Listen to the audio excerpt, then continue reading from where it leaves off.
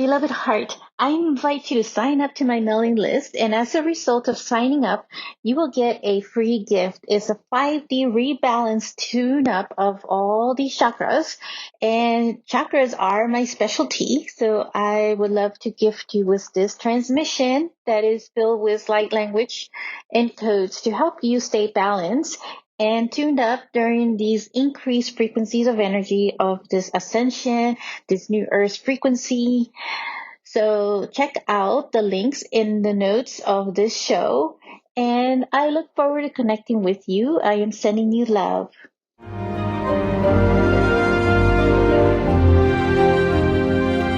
This is the transfiguration of the new you.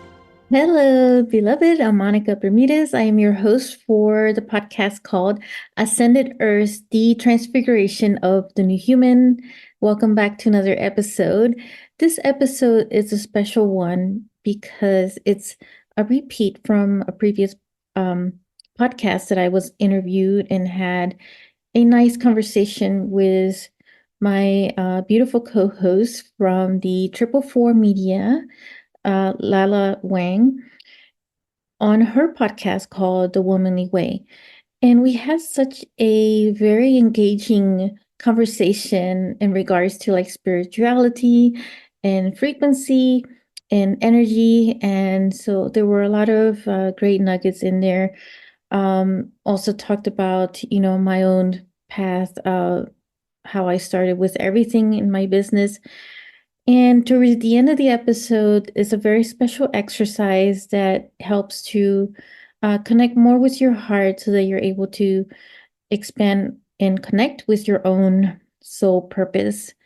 So this is a really great, juicy message and content. So I wanted to also honor it by having this episode on my podcast and sharing some more insight with you.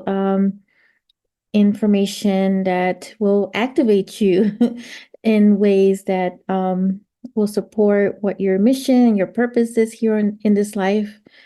So do enjoy very much. We'd love to hear your comments as well. And I will catch you in another episode. Bye for now. Hello, hello, hello, hello. Welcome to this episode of the Womanly Way podcast. Wow, I'm super excited. I'm also feeling a lot of energy. I think it's just because we're interviewing such a powerhouse today, and obviously with all the things in the sky that's happening as well. If you are I guess, frequent listener to our podcast, probably you're feeling it too. So today it gives me absolute pleasure and joy to have Monica Bermudez on our podcast. Did I pronounce your last name right? How do you actually pronounce it properly? Yeah, it's okay. It's Bermudez. Bermudez. Okay, I just want to Yes. make sure I get it right. So Monica is a cosmic light language channeler, chakra alchemist, and a Lemurian high priestess. She works with many divine beings, including dragons, ascended masters, goddess energy, cosmic galactic beings, all the things that I love. But I think what's magical about Monica is really her wealth of knowledge. She is, for me, I am a manifesting generator in my human design, and I can feel her energy just like she taps into all these different things. I'm like, how? How do you know all these things? I guess it's no surprise to you guys as well. She's also a #1 international best-selling author for the book called Cracking the Sacral Heart Code, a channeled alchemist formula and practical guidebook. Of course, the reason that we know each other because we're part of the 444 media family.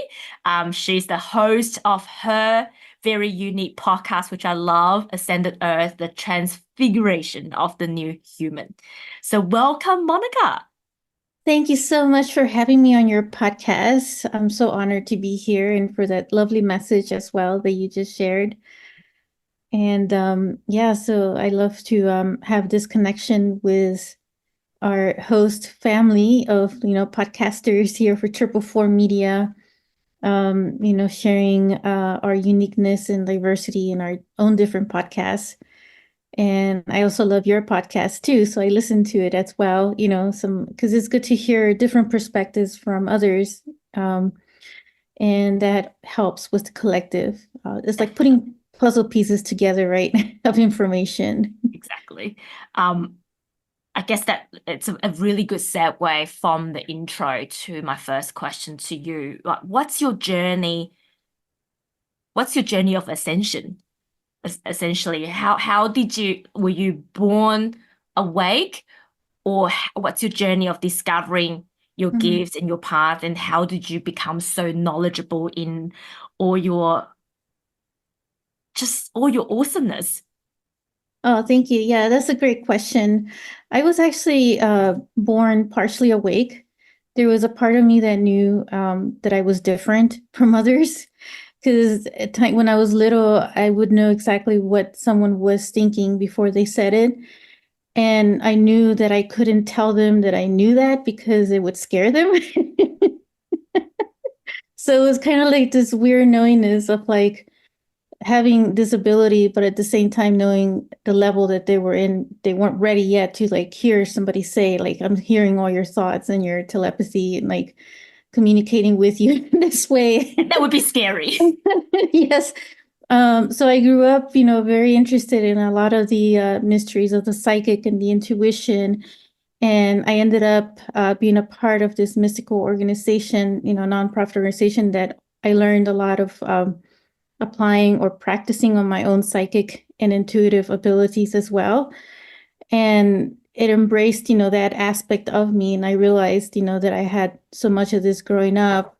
There was other aspects in me though that I had questioned because I was I felt very non-human growing up.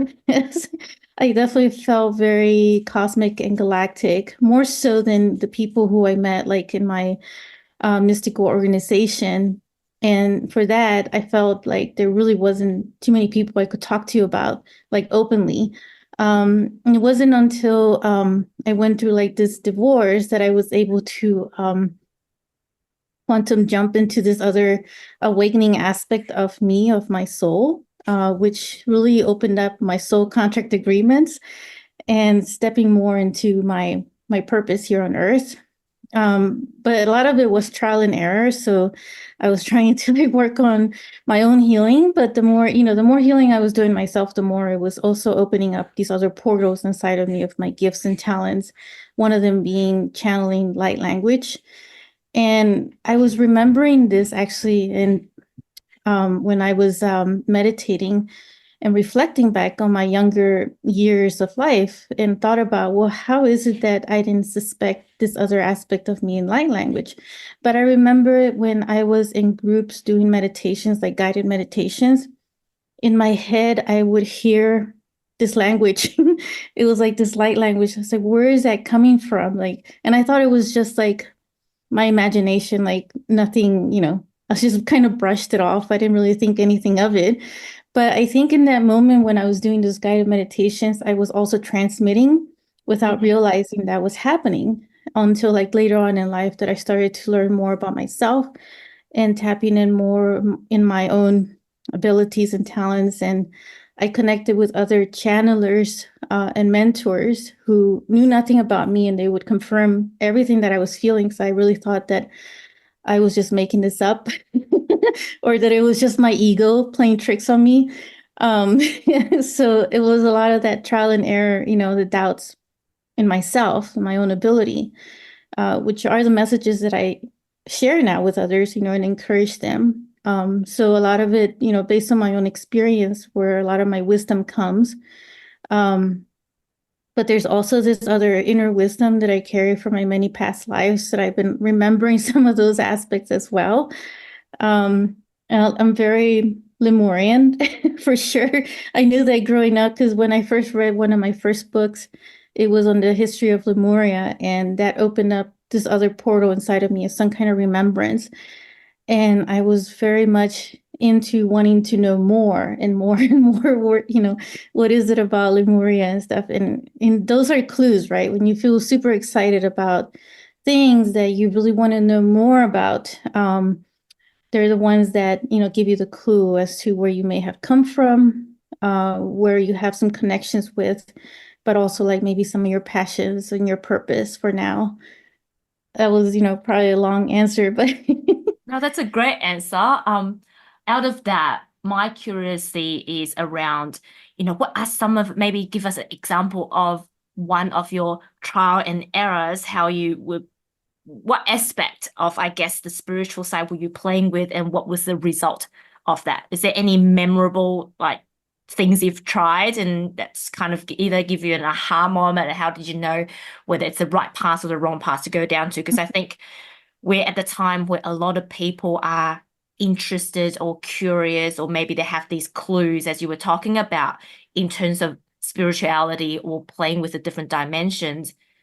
And I think Hmm. at the beginning, a lot of us are trialing things, but how do you actually know what you're trying? Well, once you've gone down that path of trialing, let's Hmm. say Reiki, for example, that it's the thing Hmm. for you. Yeah. So, I mean, my background, my educational background is actually in engineering and business degree. So I thought that was going to be my whole life. And I didn't really care, to start up a business and, doing the kind of work that I do in a spiritual aspect. And so that's where I was in doubt, the trial and error right there of like, still trying to continue this path of where I really felt this is, where I study. And why would I start something that I haven't even studied? Like I haven't studied any Reiki or any of this other like energy technique. I mean, I was pretty open-minded to a lot of it, right? Like I had a lot of mystical background. I knew about energy and all this other stuff, but it's not something that I wanted to do as a business or care to do, like to come out in front of public and talk to anybody. So that's why I thought that maybe my ego's playing tricks on me. So there was this back and forth going on with my guides and myself, with my own doubt getting in the way pretty much. So that was part of the trial and error that I was doing, like the bloopers, I guess human bloopers, another word that I use. But like, so I kept getting in the way of myself, what the guidance was trying to give me in the moment and receive the information. And so I kept asking him, well, do you want me to study Reiki?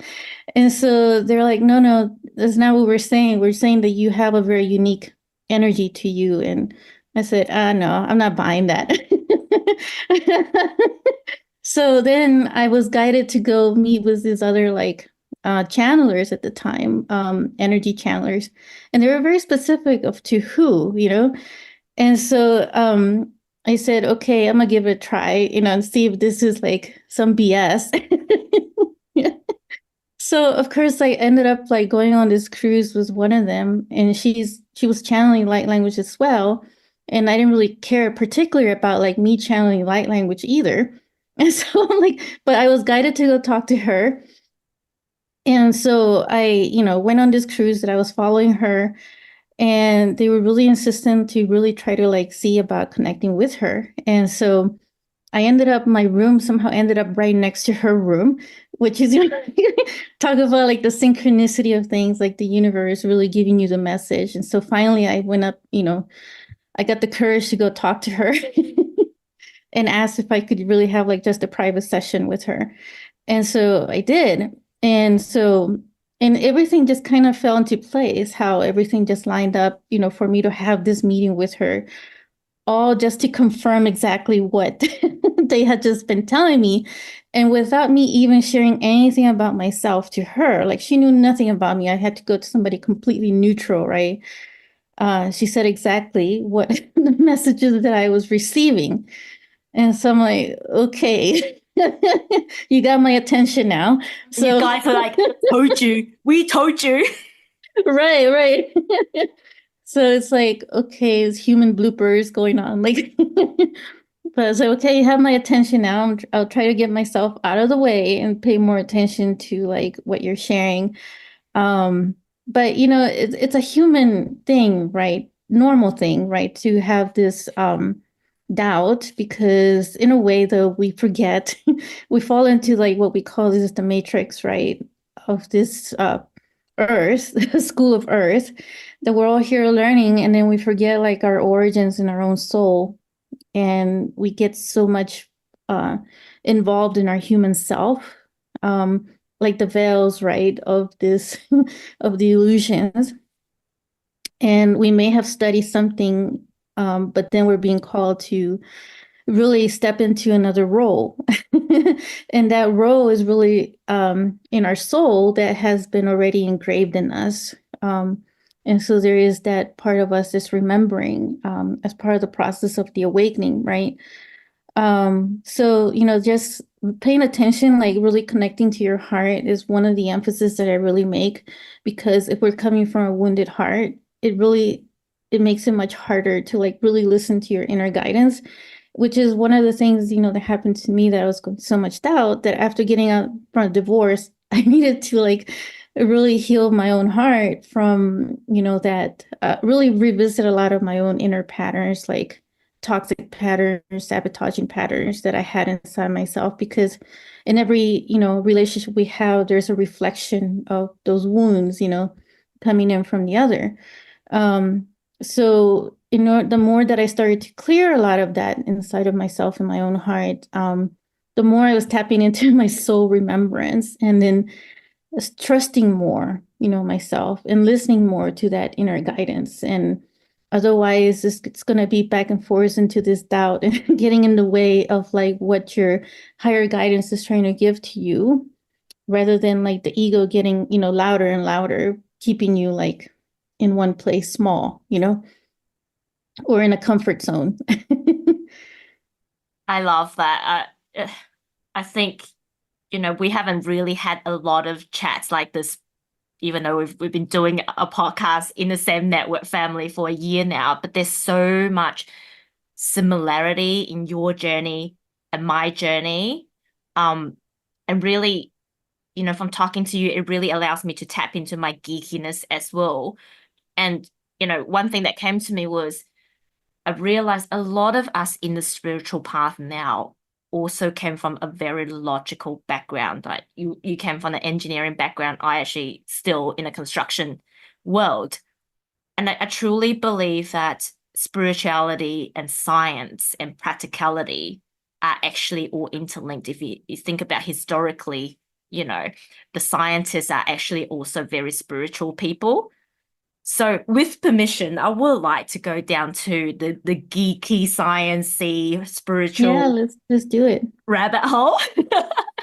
When we first started discussing about, let's do a joint interview together, it was when I posted a post when I was going down my own rabbit hole in understanding what frequency really means. Because, I think I shared a story about how to me, I would, even now, or even until recently, I'm like, I don't feel frequency, even though I'm a spiritual person. Like when people talk about, frequency therapy, they're like, oh, I can feel when I take this product, I can feel frequency tingling up my spine. I'm like, no, there's got to be a more scientific way to relate this thing that we can't see, that we can't hear. It's only based on feelings to something a bit more practical for the everyday human beings. Because we're talking about ascension, it should not be something for the select few, right? So my analogy that I came up with was about if you just imagine there's 88 keys on the piano,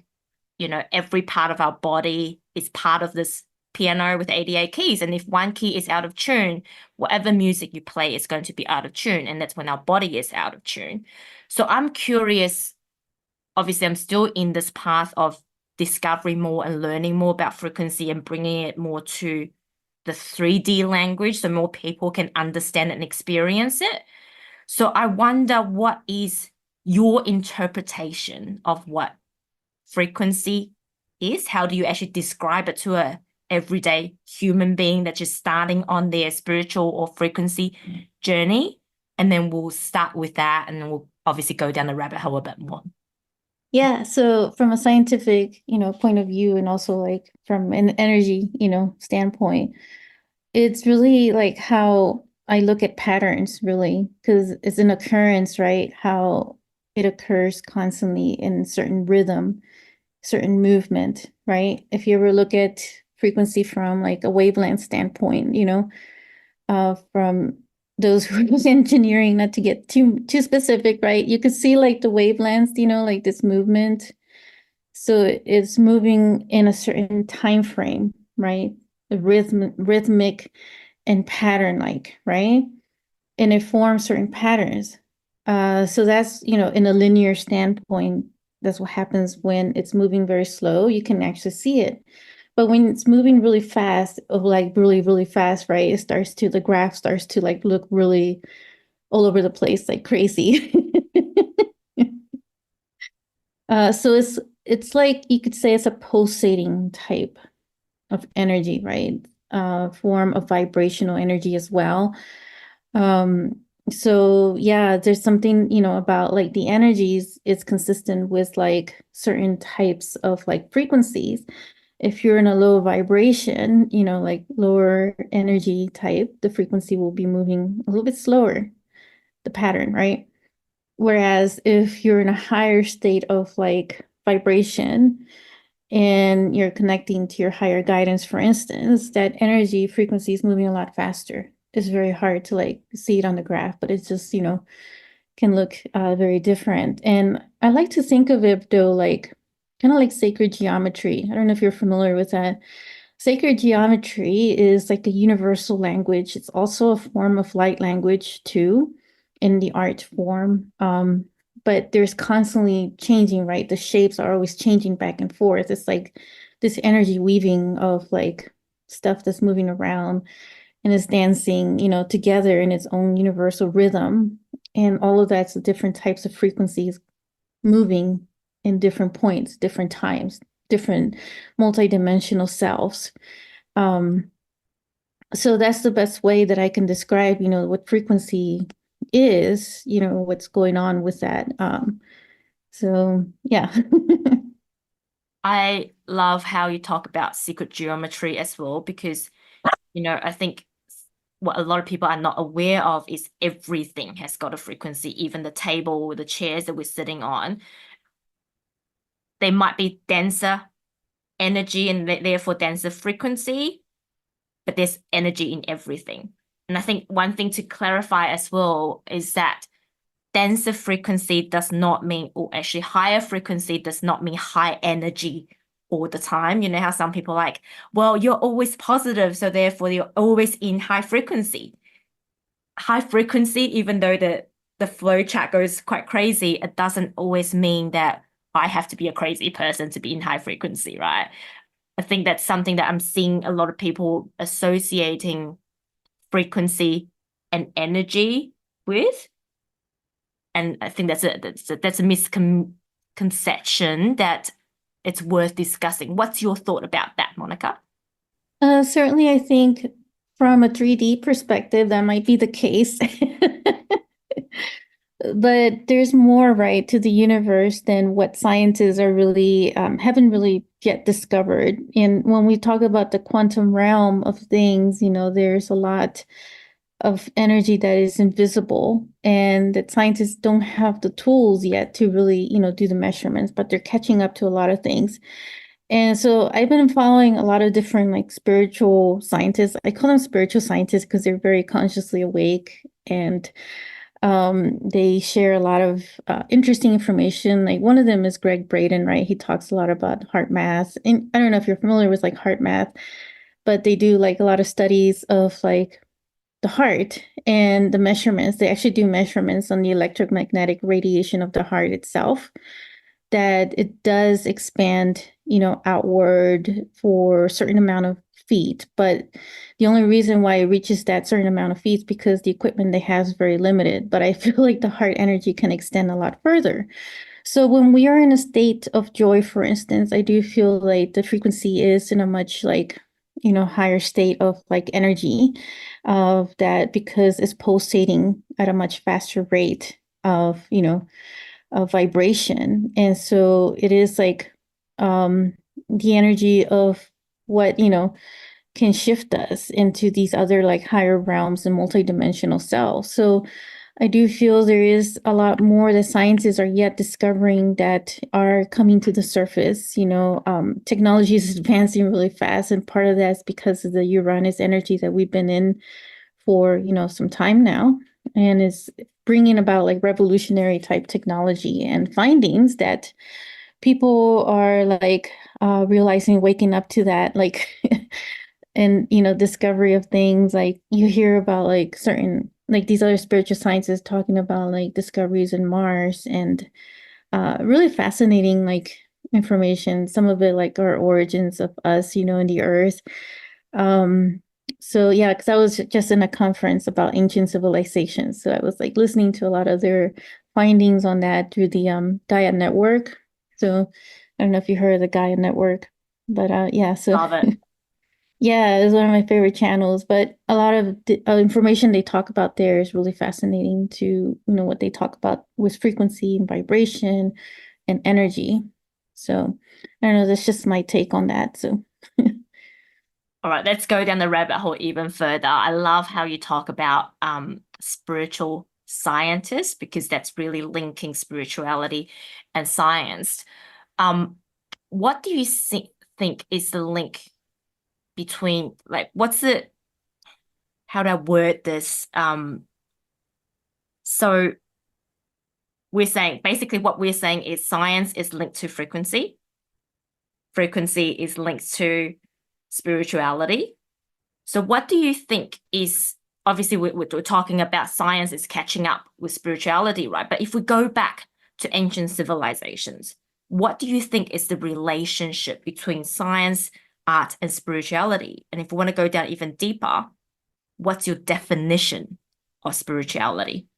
so spirituality is like the essence of us, right? And how we express ourselves. And we all have our own frequency and our own vibration as well.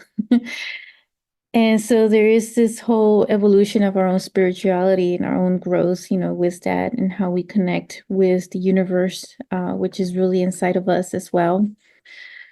One of the things that I want to say, though, like when it comes to science and spirituality and what's been going on, that I've noticed it's been trending a lot for these past like 20 years or so, and it's going quantum exponentially right now, is that before meditation was frowned upon, right?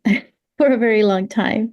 And it's not that But long ago, right? It's like yeah, right. If you think even about it, it's not. no, It's so even up to the interesting. 80s, it's still a bit, especially in the Western world, it's like, Hmm. hippie. Yeah, yeah, exactly, exactly. They will always like judge it as being hippie, but it's not always hippie. Okay, it's been an ancient, ancient thing that's been going on, right, for a very long time.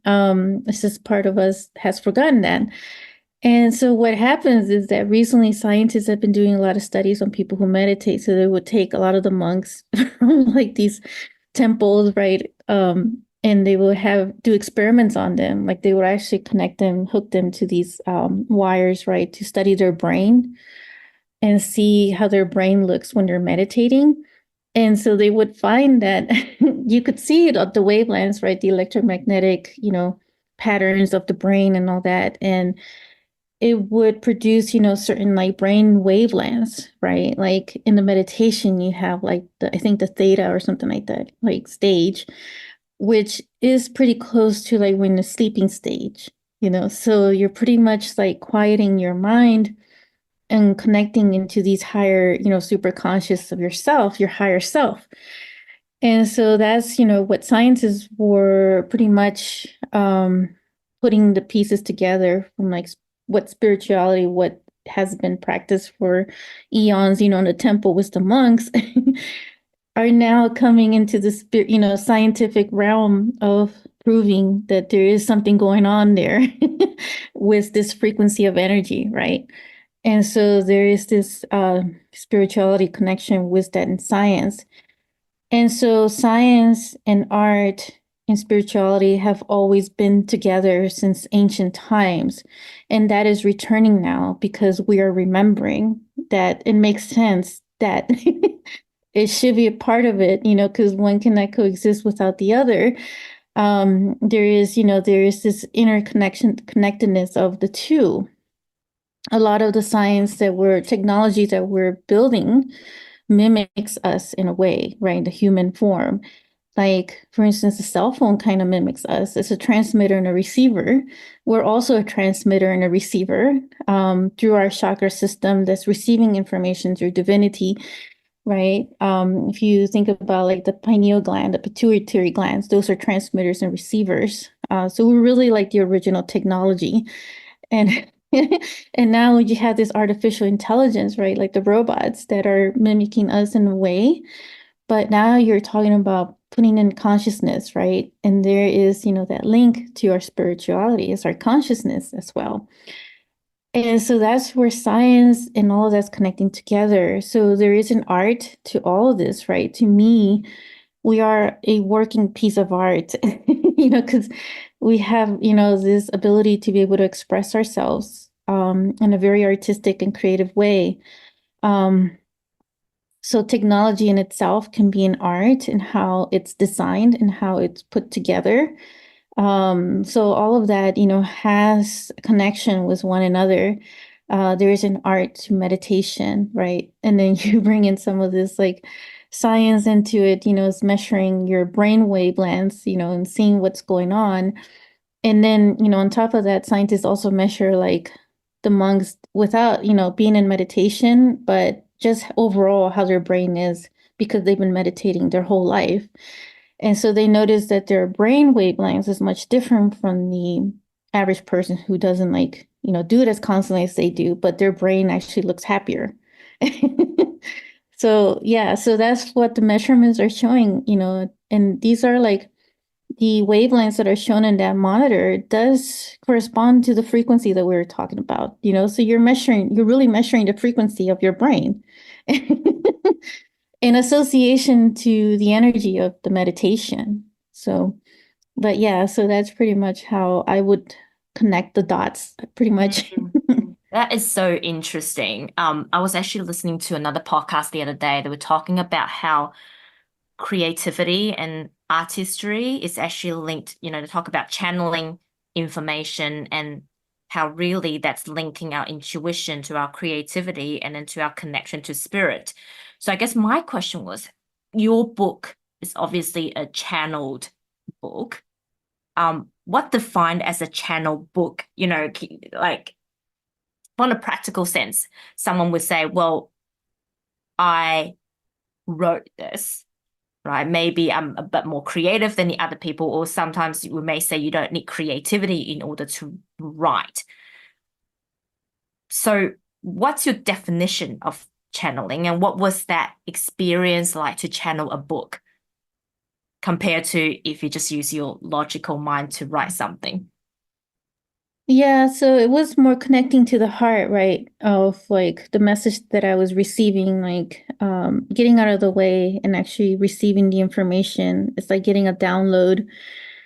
You could, it could be equivalent to like an inspiration, right?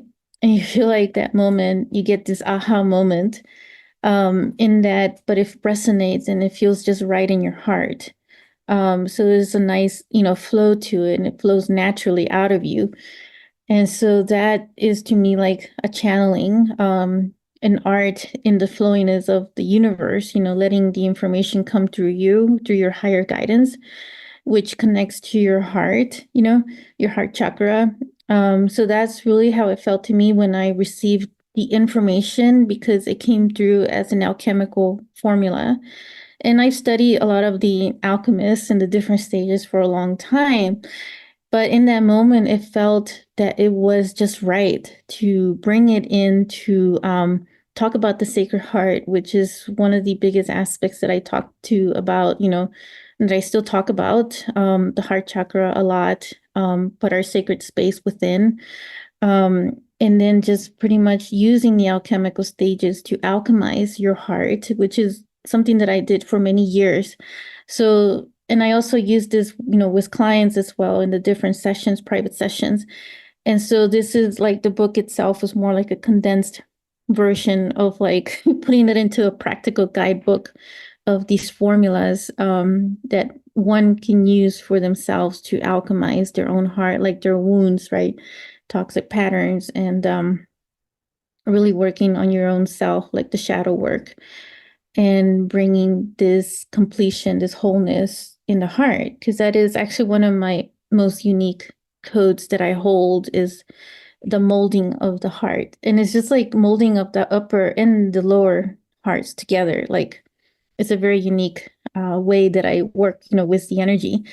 And so in the book, I provide certain like guided meditations that I was, inspired to share with others, to help them as well to be as a practical self, empowerment book for others. So it's just being like a facilitator, more than anything than just like, I don't want anybody depending on me or depending on anybody else, but really what I emphasize is being independent and being independent of your own love and independent of your own intuition and your own abilities. And I realize that so many people out there who are channeling and stuff, but that's where I emphasize be your own independent channeler. So with that comes, your own discernment of your own heart, and being aware of, what resonates with you in that moment and what is, good for you to receive, right? So that's really where I feel that channeling for me was my own experience. And I think it's also, I describe it as a flow in terms of a creative outlet. Mm, I wrote my book, it's really about my own personal story, but it just flows. When you start typing, it's like, it's yeah. almost feel like something took over and you could be sitting there for an hour, but it feels like 15 minutes and you just continually, there's a flow to Mm, it when you're mm, channeling. But I love what you said about, it's really about, I think in a way, it's really taking the power back, taking the control back and mhm, not giving control out to someone else or to someone external to us. And mhm. really, it's a practice, right? It's a Yeah. muscle we can exercise in terms of be more connected to ourselves. And I love how you say it's molding of the upper heart and the lower heart. I think most people are not aware. If you haven't been onto the spiritual path, not a lot of people are aware that we actually have an upper heart. Um, Yeah. and but also when you were talking about it, I'm seeing it almost like physically connecting, Mhm. the higher self Yeah. with our 3D, Yeah. I guess. Yeah. Um, Yeah. we're not we're not touching your heart physically. We're energetically connecting them. So, Yes, energetically. yeah. Yes. Thank you I for just have that. this Yes. funny meme of like people thinking, are you touching my Yeah. heart? How are It's you doing that? energy molding of the upper heart chakra, which, chakra is, it means like this energy wheel, really is a Sanskrit, term for it. But really you can look at it as like a psychic center also. And they're also portals. So they can be activated as portals as well. And, because of all these energetic shifts that we're going through right now, like some of the solar flares of, and then other cosmic light codes that are coming into the earth right now are being received in the cells within our own chakras as well, activating other aspects of our DNA. There's a lot of hidden aspects of the DNA that haven't yet been uncovered. So a lot of the junk DNA, that so-called junk DNA, is not really junk DNA. It's actually has meaning and purpose. And so that's what these light codes are doing, is waking up a lot of that other DNA that scientists before would call junk DNA. Whereas the spiritual scientists are now finding that that's not the case. So yeah, I mean, it's important to say too that I feel like a lot of authors do end up channeling, but don't realize that they're really channeling, you know. And I think it's the same with any creative outlets. You know, even though it might start as an idea, I truly believe any artist, anyone who's involved in any form of artistry, Mhm. it's really them having a channel or a direct, it's almost like you've got a direct phone line to, Yeah, you know, to that creative outlet, to a way where you're communicating with higher energies in order to bring any codes forward. So I really see, any art form, even movies, that's done in a, I guess, connected way, because there are movies that are done especially to make money. There are books that's written especially just to make money. But anything that's done through a creative outlet is really Yeah. the way that spirit trying to communicate and connect with us. Yeah. Yeah, so a lot of movies, interesting that you mentioned the movies because I found like some movies, there's some truth to them, even though they're fiction, like Matrix. I feel it's like documentary of our lives of being stuck in the matrix of the illusion. Sounds so appropriate, right, for now, like And part there of are the also awakening messages, process. right? The messages Yeah. trying to tell you, hey, this is going to happen soon. Yeah, right. Did you ever hear about the author called Arthur C. Clarke? He Uh, wrote no, He wrote a lot of scientific fiction books in the early 1900s, like science fiction books. And I'd be he wrote really a lot of interested. he wrote a lot of books about satellite communication. Mm, Fiction. It was fiction. So guess what we have now? satellite communications. Exactly. So I feel like even with the authors who are doing like fiction writing are channeling something in some way. I recently met this other author because I was in Glastonbury for this other group event, and there was this author there who writes fiction books. And one of her fiction books was about Merlin. And so she was describing it to me. It's like, well, that sounds just like Merlin. I don't really think you're writing fiction. I think you're writing the truth. But I think this is So, the yeah. thing. Like sometimes our world isn't ready for the truth. Right. Yeah. So I think a lot of the website, even I was listening to another podcast, they were talking about, is Shakespeare a real person? Or Mm, was he formed by a group of people that just wanted to provide these hidden meanings as the way of life? Because back in those days, if you're a yeah. mathematician or a scientist that's promoting these new spiritual thinkings, you Oh, get yeah. crucified, right? Yeah, pretty much. I mean, there was, authors who would hide it through fiction, like Leonardo DiCaprio would like do certain art, right? But there is actually meaning in his art, symbolism, which a lot of people are finding, like, if you really pay attention to its symbolism and the study of his numbers and how he would draw the certain angles, right, to the shapes, like he was doing some kind of sacred geometry there too, but he was hiding his messages in there, like mysticism and the occult and the mystery and, the things about life and the truth about life, about our soul. He would hide it in the art. Yep. Nothing's accidental. Right, exactly. And the same So thing happened like in the Middle Ages, Dark Ages, right, where the alchemists, they call them the alchemists, but they had a lot of alchemical art.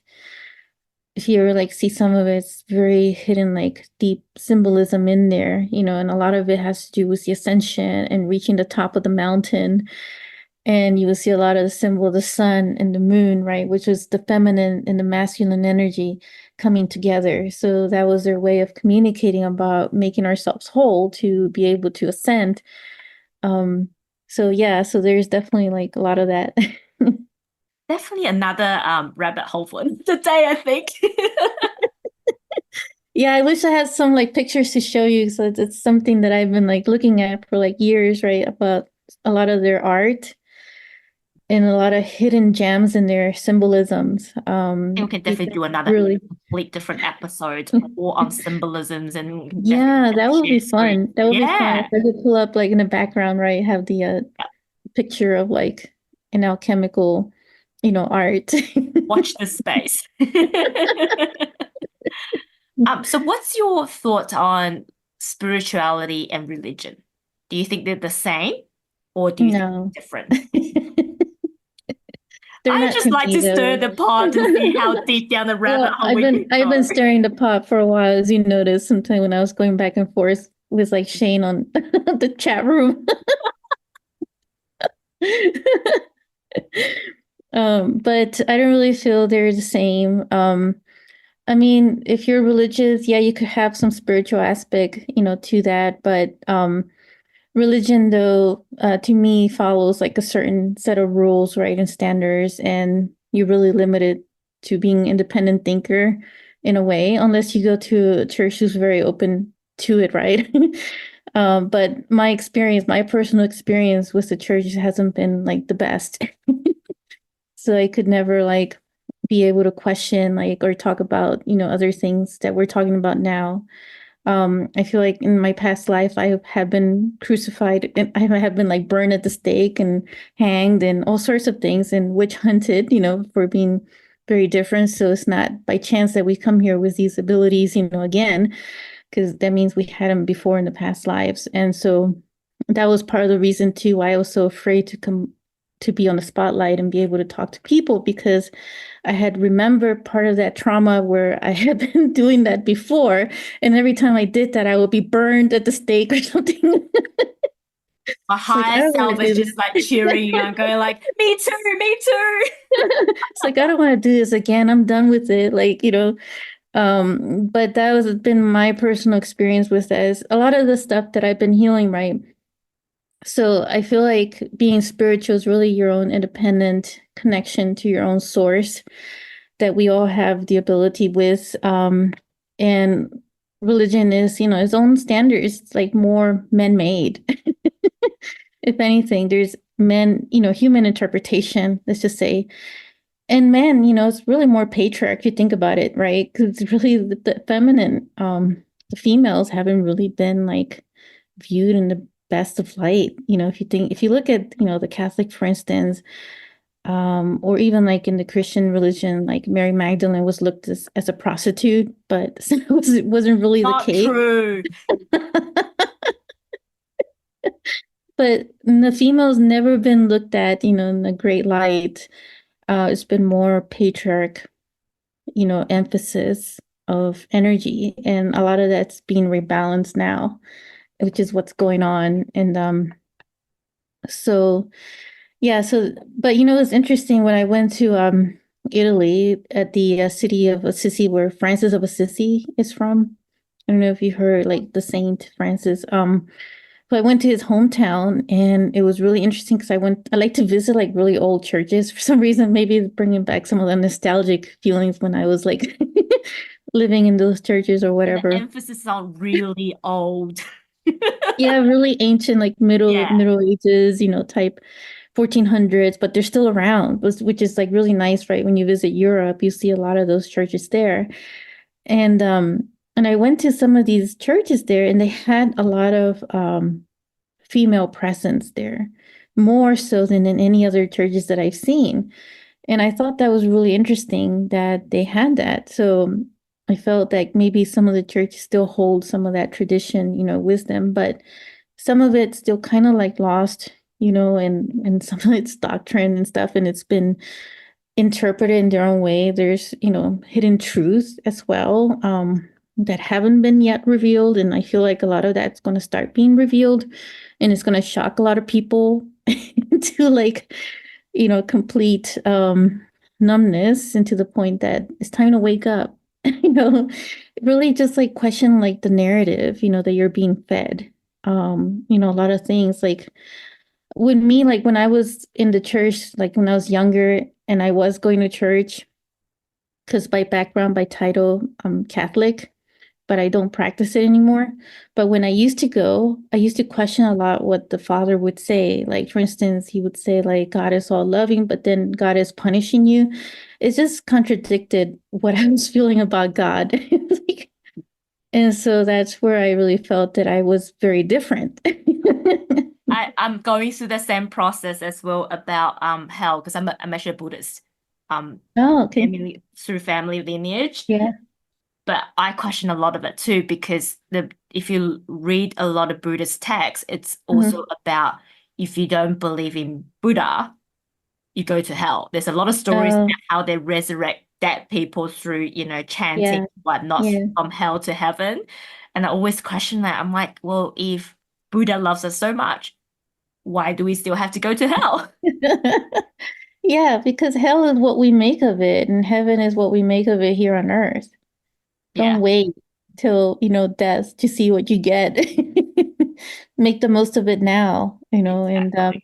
but yeah, that's exactly right. It's the questioning the narrative, what you're being fed. Where is it coming from? Why did it start that way? And why is that message being fed to us, And that's part of the awakening process to really, start remembering certain aspects of ourselves because our soul knows, our soul holds so much wisdom. It's like walking Akashic records, that we hold inside of us. And all of us have the ability to tap in at any moment, right? And connect to our own source, our own higher guidance. You don't need to go to a building for that or go someone else to be your, medium or whatever, Or for take some that. mushrooms for that. Right. Yeah, there you go, mushroom. But yeah, so I mean, it's our own independence, and that's what I emphasize. Um, and that's part of me facilitating and being a catalyst being that triggering others. And if that means, triggering is the word I use activation for triggering because if people get triggered by what I say about religion, then it's actually activating something in them. I love the word activation because what it meant is really, it provides a different perspective and makes you go, wait a minute, if you Yes. wish to do so. And I really, and I think this is the link between your podcast and mine, the womanly way we often talk about.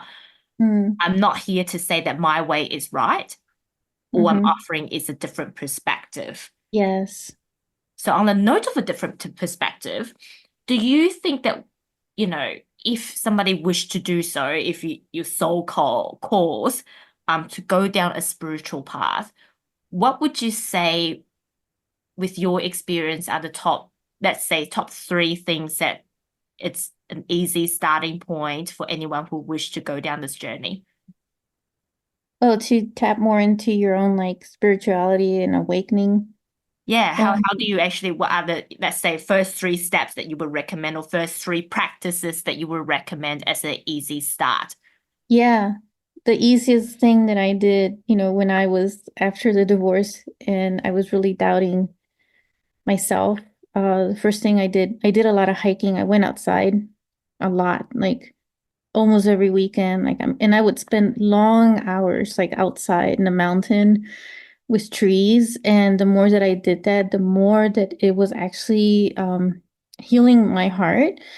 And at the same time, I started to hear more of my inner guidance and really, you know, paying attention to what was being said as well and trying to like, work with my doubt in that. But it helps because like nature, which is, we're a part of nature and nature is a part of us, which is so important that we reconnect ourselves, our roots back to the way, we used to be. I think in ancient times, it was a very big deal, a very big emphasis that we, spend a lot of time in nature, a lot of times doing rituals outside as well, and so just even walking outside and getting fresh air, you're already opening yourself up to your own higher guidance and your own intuition, to your own spiritual aspect of yourself.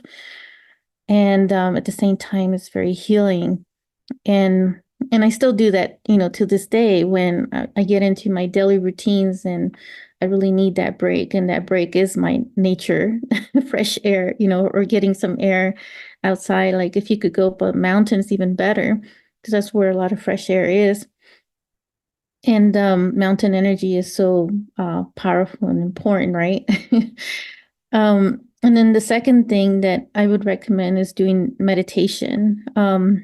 And meditation includes like you could do the meditation outside, right? When you're outside and connecting with the trees and the creatures or the animals, the birds, hearing the birds chirping themselves is like a certain sound to it that's very calming and very beautiful to the heart. But just starting off meditation by just doing that, focusing sounds of bird.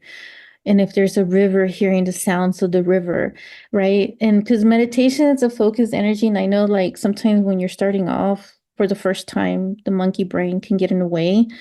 But that's how I recommend if you're starting for the first time to really focus your attention, maybe just on the bird sounds, or even like a river sound, and that will just build on your focus, and then you start tapping more into your own higher guidance without even realizing that you are, just comes in naturally, starts coming in the flow.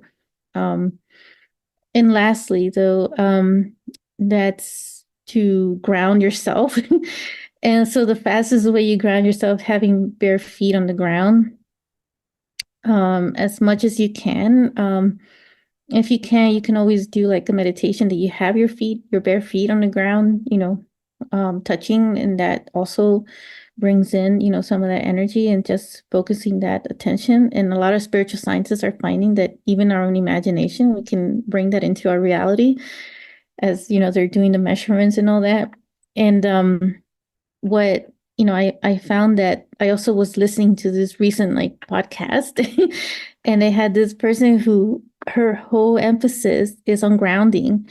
And so what she's finding is that with grounding is also like resetting your nervous system and also like helping with like even certain diseases and all this other stuff. And it was a really interesting discussion on it. And so they asked, about like the animals. Well, there's like animals that are in shelters, right? Don't get as much outdoors. And then you have the animals who are outside all the time.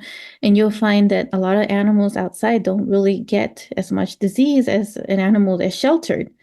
So an animal, like you hear a lot about your pets, right? Your dog or your cat getting cancer and stuff. But an outside animal, you don't hear about that because they usually just shake it off through the ground. And so connecting ourselves, it's like plugging ourselves back into the earth, right? Pretty much because we are part of the earth and the earth is part of us as well. There is this electromagnetic energy that goes through our chakras of our feet, and that is very empowering and also like recharging ourselves in a way. So those are the three easiest things to do as a starting point. That's great. I think just on the note of the feet, if you know Chinese medicine, the bottom of our feet has got the most meridian point. So Yeah. therefore it's got the most sensors to absorb the earth's energy. Yeah, I I also believe that. believe, yeah, so circling back to frequency, right? The earth has got the natural frequencies that we need as human beings. Hmm. And if we connect it to earth, what that Yeah. means is essentially it heals your body through the earth frequency Yeah. to then So tune true. your body back to its natural frequency. Yeah. And that's what I love about Chinese medicine wisdom, which is an ancient wisdom that, China holds as well. And I feel like a lot of that is coming back, because to a lot of people are starting to remember that as well. And many of the spiritual scientists are really like starting to find studies on that as well, that to confirm that that's what's going on right now. Mm. And it's pretty much like the more that I delve into it, the more I realize really Chinese medicine is really all about frequency. We talk Yeah, about the yin and yangs. yeah, Every medicinal plant has got its frequency, and it's really just about hmm, bringing our frequency back to the yeah, neutral state, yeah. basically. I love that. Yeah, and I love about Chinese medicine and their wisdom. I've always been so intrigued by it. I feel maybe in my past life I must have been in China. I think you have. Monica, I have so much fun chatting with you. Definitely I can sense sequels and, follow-ups coming up very shortly. Um, to end this on, I guess, to sum up what we discussed today, right? Really, it's really about spirituality, healing, about our own path. It's really all about tapping into our inner wisdom, tapping into our heart alchemy, as you would call it. So, what would you say I know it's going to be really difficult to sum up all these knowledge that you've got, but how do we best, and the reason I say it's a summary because it will cover some of the things that we have discussed today, how do you best connect to your heart and then connect to your purpose? Yeah, I love that question. I mean, we can do a brief exercise if you like, just for the listeners, to just Sure. really feel into this. So we could, for instance, like starting off with just being still. And all you have to do is just set the intention that you're tapping into your own heart and feeling that connection to your own heart center. I'll call it heart center, but really just connecting the energies of your upper and lower heart chakras. The upper heart chakra is a more compassionate, understanding, and loving, whereas the lower heart chakra does feel, feeling this more the human aspect of our worldly realities. But if we bring those together and just really focusing and dropping into your heart center and just be still in that moment and you hear your own higher guidance. And all you have to do is just ask the question, what is my purpose?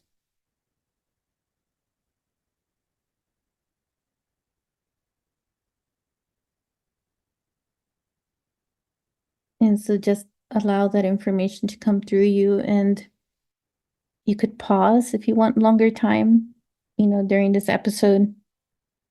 But yeah, it's just as simple as just setting the intention. You're just that powerful that you can just do it yourself. I don't know if the audience can feel that. I was actually closing my eyes while Monica was going through it. What I feel is energy, even in my own room here, has shifted. And I feel this pulling energy coming into my heart. And it's that stillness. Mm-hmm.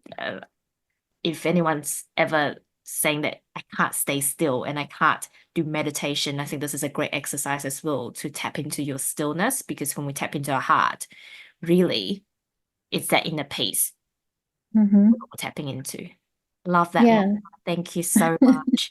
Anytime. And it was such a pleasure to be on your podcast. So thank you so much So how for do people work with you and how do they find you? so my website, or my email address that I provide in the notes. People are free to just email me or just go check out my website. Or check out your podcast. Or yes, my podcast, yes, Ascended Earth, the Transfiguration of the New Human. There's a lot of information that I share. A lot of it feels like a transmission. At times when I re-listen to it myself, I feel like I'm receiving a transmission. So I kind of go off into space sometimes. And I feel like when that happens is that there is some download of information that's coming. So I'm experiencing myself. And if you want to geek out, seriously, Monica's podcast is a great way to geek out to anything spirituality, anything out there that you may Yes. not be able to find through mainstream media. So I highly recommend it. Yes. Thank you so much for this. This was Thank so you much once fun. I love talking to you. So thank you everybody for listening. Thank you, Monica. And check out check out her podcast, her website, and really just a wealth of knowledge and such a pleasure to be here with you in this space and in the 444 Media family. Thank you, Monica. Thank you. Bye. Bye. If you enjoyed this episode, make sure to click like, save, and share with others so they can also experience what you just experienced. And stay tuned for some more high vibe episodes. And I'll be connecting with you in the next quantum field. Sending you so much love.